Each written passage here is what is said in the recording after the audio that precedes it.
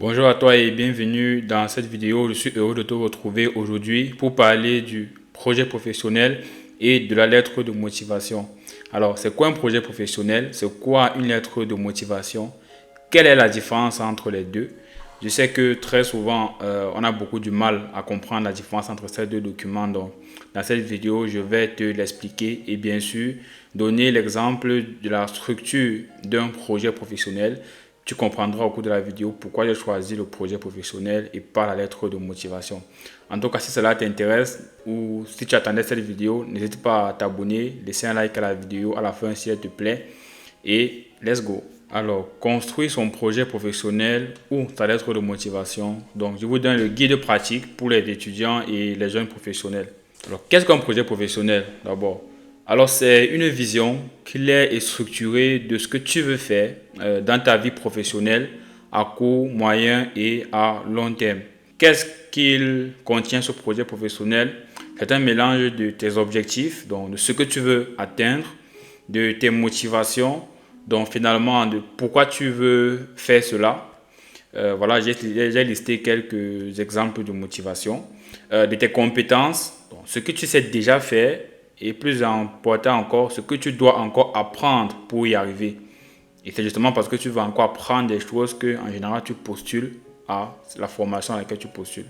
Alors, et pour finir, les étapes pour y arriver. Donc, quelles sont concrètement les actions que tu vas mettre en place pour atteindre tes objectifs professionnels? Donc, en résumé, un projet professionnel, c'est un plan de carrière. C'est un plan que tu fais pour toi-même à la base. Sauf que maintenant, il peut arriver qu'on te le demande de le rédiger. OK? Donc, maintenant, passons à la lettre de motivation. Qu'est-ce qu'une lettre de motivation? Eh bien, là, c'est un document. Là, la lettre de motivation, je ne vais pas vous dire que c'est un projet ou alors une vision à long terme de ta carrière, etc. Non, c'est un document que tu rédiges, très souvent accompagné du CV, qui va présenter qui tu es, dans ta situation actuelle, va exprimer ton intérêt. Ça peut être pour un poste, pour une formation, pour une bourse d'études, pour une opportunité précise. Et c'est à convaincre le recruteur ou l'institution à laquelle tu postules que tu es la bonne personne, le bon candidat ou candidate, en reliant en fait tes compétences et ton parcours aux spécificités du poste et du programme en question. Mais maintenant, une fois que j'ai dit ça, on sera en droit de se demander quelle est la différence en fait entre les deux. Parce que lorsqu'on décrit comment c'est fait, on a l'impression qu'au final c'est la même chose. Et vous n'avez pas complètement tort si vous pensez comme ça. Donc, parlons de la différence entre un projet professionnel et une lettre de motivation. D'abord, la lettre de motivation, très généralement, on conseille de la faire sur une page maximum et elle doit présenter surtout vos motivations immédiates. Vous voyez? Donc, c'est surtout ça qu'on va mettre en avant. Vous voulez faire cette formation, pourquoi cette formation et après, quel poste vous voulez occuper juste après en fait et pourquoi. On va s'arrêter là en général, pas aller très loin. Tandis que le projet professionnel, généralement, il est fait sur une à deux pages. Et là, vous avez la possibilité de donner votre vision à moyen et long terme en fonction de vos objectifs. Donc là, vous ne vous limitez pas uniquement à après ma formation, je vais faire tel métier. Mais voilà, je vais faire tel métier après ma formation, etc. Au moyen terme, donc, entre 2 et 5 ans après ou 5 à 10 ans après, je me vois être dans tel domaine, en train de travailler ceci, avoir déjà accompli cela, etc. Donc, on veut vraiment une vision long terme sur votre projet professionnel.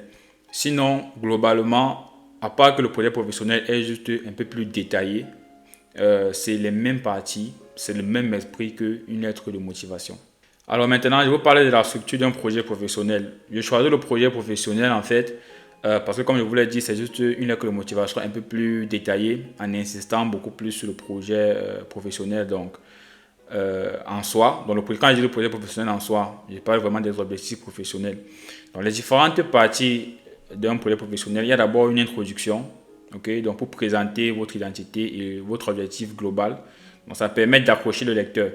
Ensuite, vous allez parler de votre parcours académique, donc résumer vos études et vos compétences pertinentes que vous avez acquis lors de ces études-là. Donc après, maintenant, il y a la partie des objectifs personnels proprement dit, où vous allez détailler vos ambitions à court, moyen et long terme. Et après, vous allez parler de la motivation. Voilà, la motivation à choisir cette bourse d'études ou alors cette formation. Comment est-ce que vous devez montrer comment est-ce que la bourse ou la formation à laquelle vous postulez est une étape clé dans la réalisation de votre projet, qu'elle est indispensable en fait, que sans ça, vous ne pouvez pas tout simplement réaliser le projet que vous vous êtes donné. Et c'est la partie en général la plus importante. Et pour finir, c'est bien de finir avec l'impact. Donc, comment est-ce que votre projet à terme, au long terme, ne va pas simplement être personnel, mais va aussi faire bénéficier la société dans sa globalité. Donc, et ce sera là le moyen de conclure. Alors, là, ce sont les différentes parties. Vous n'êtes pas obligé de les faire dans cet ordre. Bien sûr, il faut commencer par une introduction, bien évidemment. Mais l'introduction peut être liée à l'impact plutôt que la conclusion. Donc, que de lier impact et conclusion, vous pouvez commencer votre projet professionnel, vos calculs de motivation. Bon, un peu moins la motivation, parce que la motivation doit être sur une page. Mais beaucoup de projets professionnels, d'abord parler de l'impact, sortir une problématique rencontrée dans votre pays, peut-être d'origine, et montrer comment, grâce à vos études et aux projets que vous voulez réaliser, vous pouvez apporter une solution durable à ces problématiques-là, donc avoir un impact finalement sur votre société. Okay? Donc, allons-y avec les parties. D'abord, l'introduction. Donc, qui tu es? Tu dois présenter la formation actuelle, le domaine d'expertise actuel, ça peut être un domaine d'expertise. Si tu as déjà un master et que tu postules pour une thèse, par exemple, donc doctorat, master, etc. Ton objectif global, en une phrase claire et ambitieuse, donner ton objectif. Donc, qu'est-ce que tu veux à la fin, en réalité. Et tu peux ajouter également une connexion entre ton objectif et directement la formation ou la bourse demandée. Donc, un exemple d'objectif, ça peut être: mon ambition est de devenir ingénieur recherche et développement, donc R&D, dans l'industrie photonique, en développant des technologies innovantes dans le domaine des télécommunications. Donc, vous voyez, donc dès le début, après t'être présenté, tu dis directement quel est le métier que tu vises. Voilà. Donc, ça, c'est l'introduction. Ensuite, l'une des parties les plus importantes, parcours et compétences. Donc, c'est là que tu montres en fait tes compétences à toi. Lorsque tu postules à une bourse ou à un master, tu n'es pas là comme un mendiant en fait pour quémander la bourse. Vous voyez, il faut d'abord se vendre soi-même, dire ok, moi j'ai telle compétence. Donc ici, vous allez revenir sur votre cursus académique. Donc, je suis titulaire d'un master en ceci, en cela, titulaire d'une licence obtenue avec telle moyenne. Si tu étais major, tu peux le préciser, c'est important. Étant major de ma promotion avec telle mention, etc. Donc, tu vas décrire d'abord ton cursus académique comme ça, sans trop s'étaler parce qu'il y a le CV pour ça. Après, tu dois montrer les compétences que tu as acquis lors de ce parcours académique. Donc, ça peut être une expertise scientifique que tu as acquis soit en cours. Donc, j'ai eu à faire des cours solides en optique non linéaire, des cours solides en banque et finance, en gestion des marchés, que sais-je, en microbiologie, voilà, en fonction de votre domaine.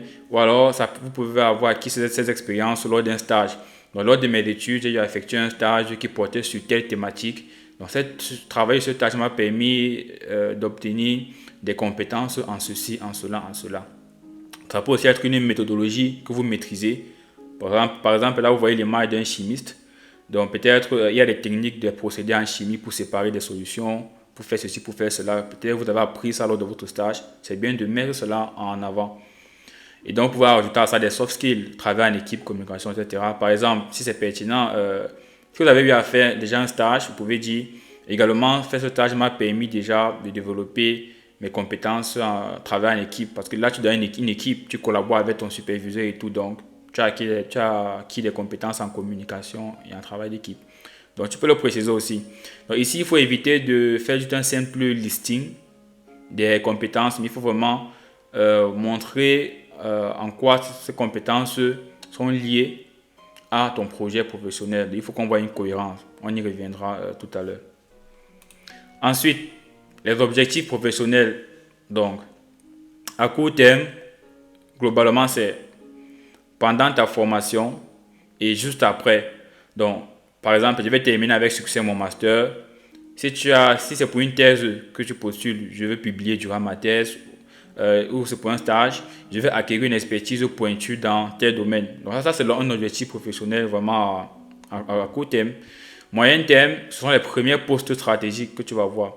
Donc généralement, la lettre de motivation s'arrête un peu court terme et ajouter juste le poste.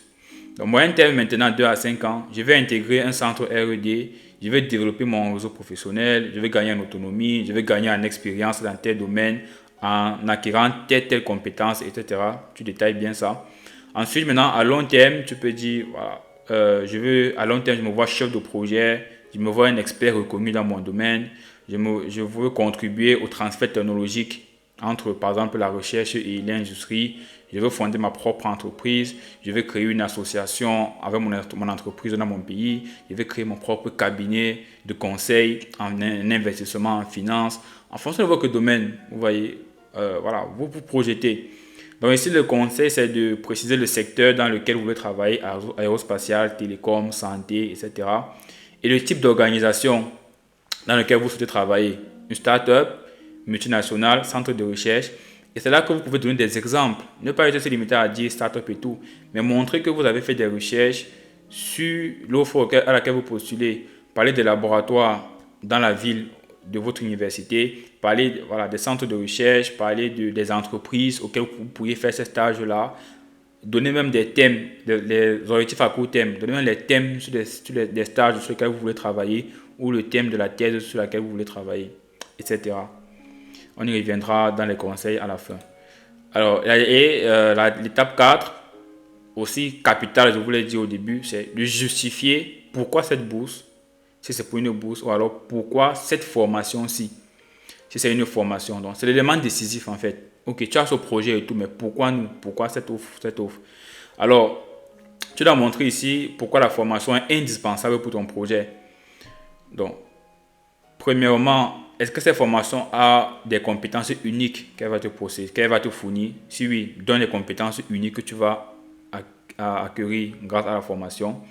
Ça peut être la réputation de ce master. Il y a des masters réputés. On sait que tel master dans telle université est le meilleur de tout Paris ou de toute la France ou de toute l'Europe, par exemple. Ça peut être le programme. Tu as jeté un coup d'œil au programme du master et tu peux dire, voilà, le programme de votre master, vous avez des cours en ceci, en cela, des travaux pratiques en ceci, en cela. Et c'est exactement ce dont j'ai besoin pour mon projet professionnel. Ça peut être le réseau d'excellence de ce master, peut-être de grands ministres ou présidents du pays en question, ou même du monde entier, ont fait ce master ou cette école. Donc ça peut être les équipements sur l'aspect pratique que voilà, ce master offre. Donc vous pouvez aussi dire pourquoi ce pays. Ça peut être l'écosystème dynamique dans votre domaine, dans ce pays-là. On sait par exemple qu'il y a le centre, c'est aux États-Unis, vous voyez. Ça peut être en termes d'opportunités dans ce pays. Peut-être que c'est le pays qui investit le plus dans votre domaine. En Europe, on peut parler de la France. Si on parle du nucléaire, par exemple, on sait qu'il y a beaucoup d'opportunités dans le nucléaire en France. Ça peut être la culture du pays qui vous a favorisé, qui vous a poussé à faire ce choix. Ça peut être la diversité, de côtoyer d'autres personnes de divers horizons. L'aspect que finalement, c'est un pays où on retrouve de toutes les nationalités. Ça peut être la collaboration internationale, etc., etc. À vous de trouver votre argument. Maintenant, qu'est-ce que la bourse va vous apporter dans le cadre d'une bourse? Très généralement, c'est le soutien financier pour votre projet. C'est une bonne raison. C'est pour ça qu'on crée les bourses aussi. Ça peut être la reconnaissance académique. Ça peut être parce qu'il y a des bourses prestigieuses. Dire j'ai eu telle bourse, c'est une forme de reconnaissance que vous pouvez avoir. Ça peut être les conditions mises autour de la bourse pour favoriser l'apprentissage, votre formation, le développement de vos travaux, etc. Donc vraiment, en fonction de votre cas spécifique, trouvez les meilleurs arguments dans ces 3 segments-ci. Donc par exemple, cette bourse n'est pas juste un financement pour vous, donc c'est aussi un tremplin vers la réalisation de votre projet professionnel. Vous voyez, il faut montrer ça, que ce n'est pas juste que je veux de l'argent. Bien sûr, il y a le côté financier sans lequel ce sera difficile de me concentrer sur mon projet. Mais c'est un peu plus que ça. Ça peut être un moyen de mouvoir la culture du pays. Donc, vous pouvez mélanger tout ça. Ça peut être c'est une boussée d'excellence, donc c'est un prestige, etc. Et donc, pour finir, l'impact et la conclusion. Donc, ici, il faut terminer avec force. Donc, l'impact, ça peut être quoi? Bénéfice sociétal.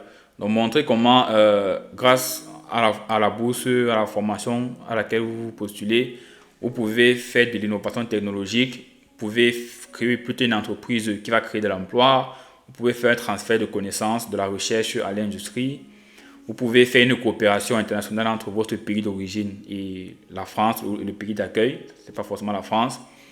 Vous pouvez parler de l'écosystème scientifique, donc voilà, vous voulez contribuer à l'excellence de la recherche globalement. Ça, donc, montrer l'impact que vous voulez avoir à travers le programme auquel vous postulez.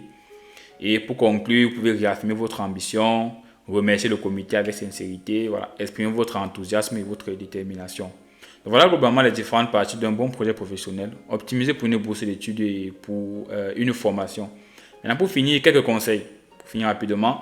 Donc, restez précis et concret. Précis et concret. Donc, évitez les généralités comme je vais faire avancer la science. Vous voyez, sans dire comment. Ça, c'est pas un objectif viable. Je vais faire avancer la science. Je veux développer mon pays. Comment? Je veux contribuer à rendre la vie meilleure. Voilà. Évitez les choses comme ça. Il faut donner des arguments précis. Le plus important, vraiment le plus important, montrer un fil conducteur, la cohérence entre votre parcours, les objectifs, vos objectifs bien sûr, la formation ou la bourse à laquelle vous postulez et l'impact que cela aura plus tard. Ça, c'est le plus important. On veut voir ces 4 éléments. Comment est-ce que, parler de votre formation initiale, vos compétences initiales, parler des objectifs que vous avez de manière professionnelle, montrer comment la formation ou la bourse va vous permettre et être une étape clé pour atteindre ces objectifs, et montrer comment, une fois ces objectifs atteints, vous pourriez avoir de l'impact et que ce n'est pas uniquement personnel pour vous seul. Voilà. Donc, montrer que tu t'es renseigné et que ton choix est réfléchi. Il faut que quand on lise ta lettre de motivation ou ton projet professionnel, qu'on sente que tu t'es renseigné sur l'université, sur la bourse. Comme je le disais tantôt tout à l'heure, que tu puisses citer des universités, pardon, pas des universités, des centres de formation, des centres de recherche, des laboratoires, des entreprises où tu pourrais travailler dans ton domaine, qu'on sent que tu as fait un travail de fond en fait. Par exemple, si c'est à l'université Paris-Saclay en France, que tu puisses citer dans ton domaine les laboratoires de l'université où tu peux faire des stages, que tu puisses même proposer des stages et tout en fonction des thématiques que tu as vues sur le site du master, des programmes, des cours, etc. Qu'on sente que vraiment c'est personnalisé et que tu es fait pour cette formation, pour ce programme. Voilà, donc tu dois garder un ton également professionnel et positif. Et voilà, le projet professionnel ne doit pas forcément être 2 pages nettes. Ce n'est pas parce qu'on dit 1 à 2 pages que forcément, si tu fais 1 page et demie, tu vas dire que non, je dois en commenter beaucoup de choses, alors que peut-être que tu as mis tout ce qu'il fallait. Ok? Et voilà, donc ne faites pas forcément 2 pages nettes parce qu'on a dit 2 pages. Pareil qu'une lettre de motivation, c'est pas forcément 1 page nette. Ok? Ça peut être moins, ça peut être légèrement plus, mais voilà, évitez de trop vous étendre. Donc voilà, j'espère que ces informations vous auront été utiles. Si c'est le cas, n'hésitez pas à vous abonner à la chaîne. Vous pouvez également rejoindre la chaîne WhatsApp sur laquelle je partage régulièrement les informations. Et je vous dis ciao et à très bientôt pour une nouvelle vidéo.